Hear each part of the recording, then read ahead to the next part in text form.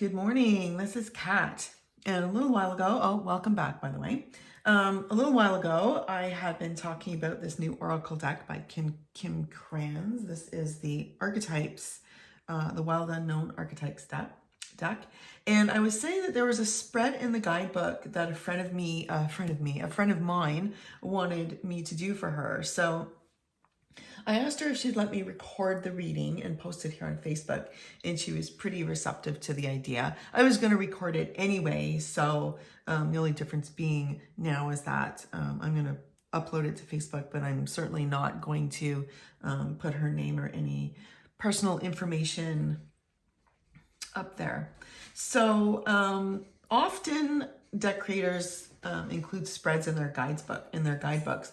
And usually I have a quick look at them, and maybe this has happened to you. When I opened up this particular guidebook for this deck and saw this particular spread, I got really excited. And I was telling my friend about it, and she really loved the idea. So here we are. She asked me if I would do a reading for her. So I think this one stood out to me because I could really see the value in it. And that's because of the way that the deck is broken up into groups. So let's have a start, and I'll go through the groups and the positions as we go. So in order to save a little bit of time, I've already shuffled. I have a difficult time shuffling these cards. So I took some time out prior to starting the video and gave them a really good shuffle because I tend to fumble with them a lot. So, okay. And you know what? The other Wild Unknown decks, I have no trouble shuffling them at all. It's just this one. So I don't know if it's the cardstock or what it is, but I hope that with more regular use, it'll become less sticky. But for right now, it's a bit sticky for me. So, okay. So the deck is broken up into 4 groups, and we've got the selves, the places, the tools, and the initiations. So really it's the who, where, with what, and the why. So as I said, I've sorted the cards into the groups, and we're just going to get started. So the question or the intention that I'm working with is this. My friend asked, what am I blind to right now? And I love this question because I think it really speaks to the truth of everyone's lives. Everybody is always blind to something. There's always something that we're not really seeing or paying attention to that we really should. So I think this is a great question for her to be asking. So if you think about it, she is asking about what she could be doing differently in her life to be more aware and to be more conscious about things. So the first position is the who, and we're really talking about the part of you that really needs some attention right now. So this is the part that you could be overlooking or ignoring. And we have, the shapeshifter.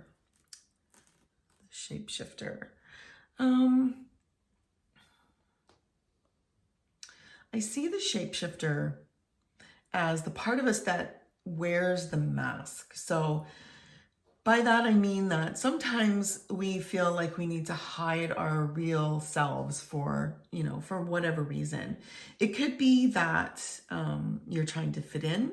It could be that you're embarrassed about something. It could be shyness. I mean, there's a lot of possible reasons, but ultimately, I think there's times when we all feel compelled to hide our true selves, and this is true for my friend who's asked the question.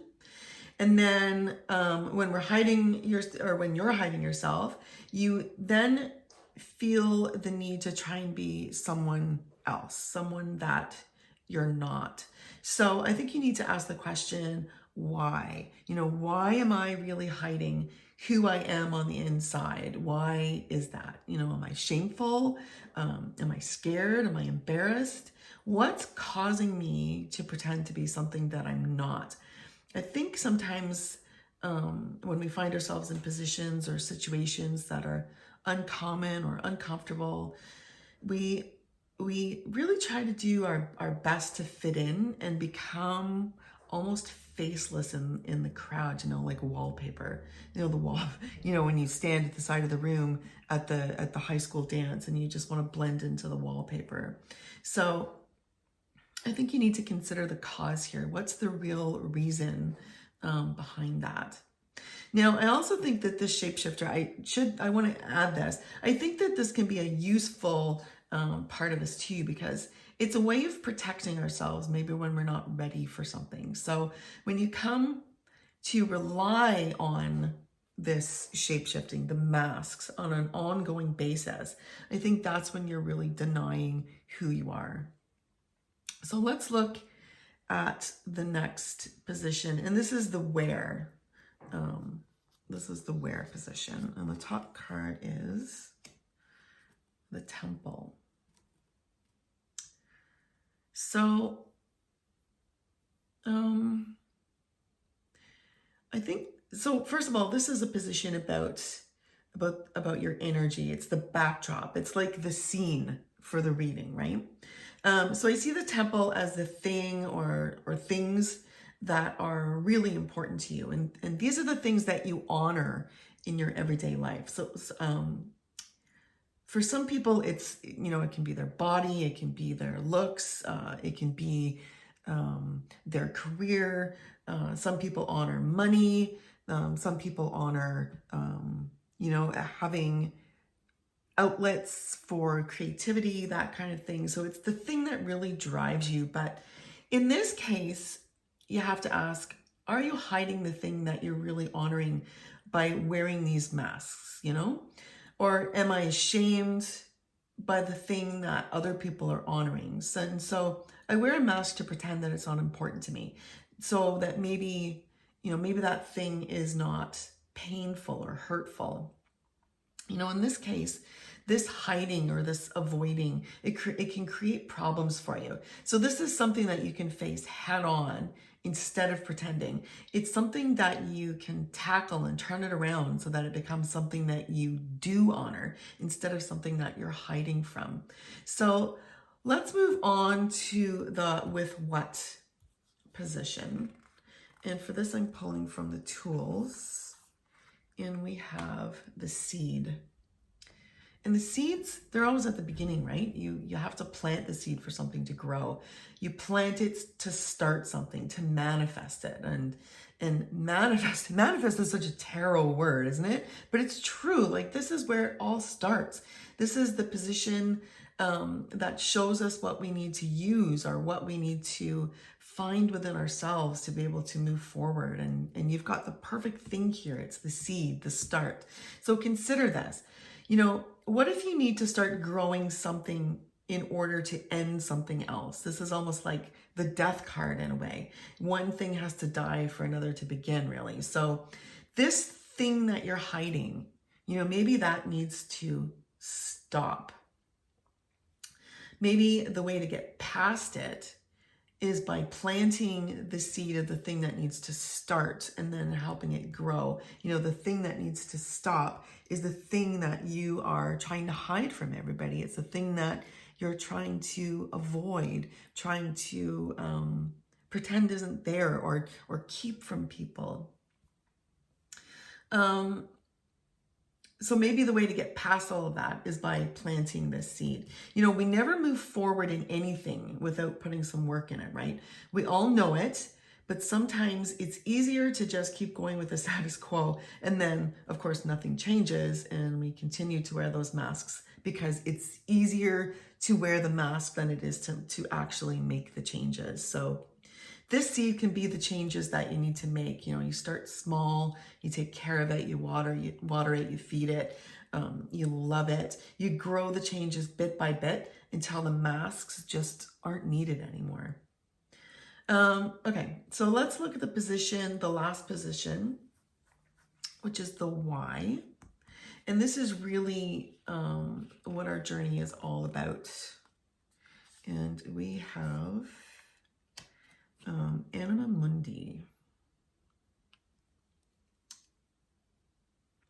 So let's go back to the first card. And the message was about hiding your real self and wearing masks and trying to be things that you're not. And this is, it's such a disservice to yourself, really, because, you have many more strengths than maybe you actually even realize. But here we have this Enema Mundi card.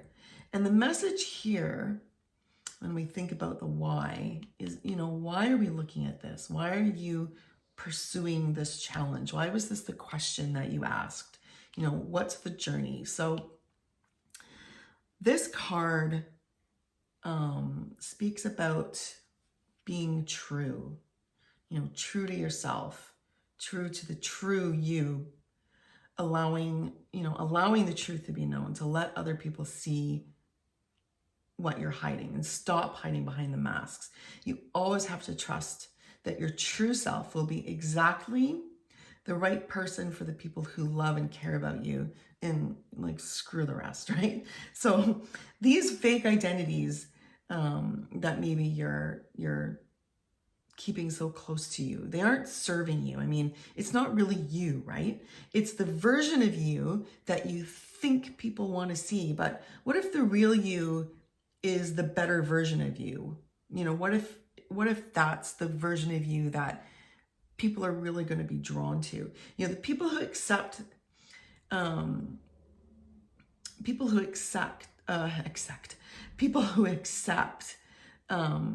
the act that you're putting on are probably actors themselves. I think we all do this to a certain extent, but when you lose your core or your identity, then you really need to stop and ask yourself if the end justifies the means, if what you're getting out of it, what you're getting out of all this hiding and shape-shifting, if that's the thing that's really filling your cup up. So when you let it all go and you let the real you shine through, you attract exactly what you want to attract, exactly what you need, exactly who you need. And that's the law of attraction. But to do this, you really have to look deep inside and see the why behind the actions.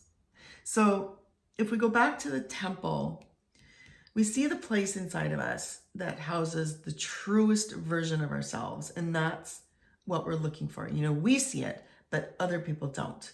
But that's the person who should be on the outside. That's the mask that you should be putting on and never taking off, right? So I see your challenge as the challenge to discover the mask that you're going to wear for the rest of your life.